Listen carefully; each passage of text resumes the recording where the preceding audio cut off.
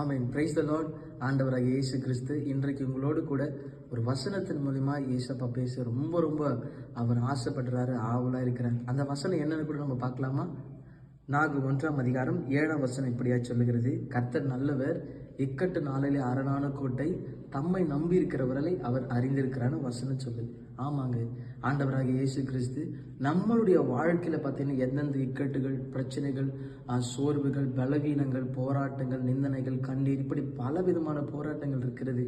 அந்த எல்லா நேரத்திலையும் ஆண்டவர் என்ன சொல்றாருன்னா, கர்த்தர் நல்லவர், இக்கட்டு நாளில் அரணான கோட்டை. இக்கட்டு நேரம், இக்கட்டு நொடி, இக்கட்டு காலம், இக்கட்டு நொடிகள், இப்படி பல காரியங்கள் இருந்து ஆண்டவர் நம்மளோடு கூட இருந்து நமக்கு உதவி செய்யறன்னு சொல்றாரு. அப்போ அதுக்கு நம்ம என்ன செய்யணும்னா அவரை நம்பணும்.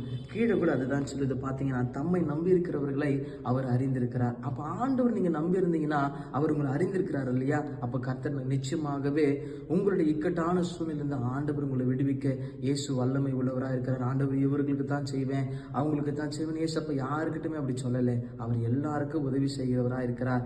அதனால தான் நான் உங்களுக்கு முன்னாடி நின்று பேசிக்கிட்டு இருக்கிறேன். ஆமென். ஆண்டவராக இயேசு கிறிஸ்துவை நீங்க நம்புங்க.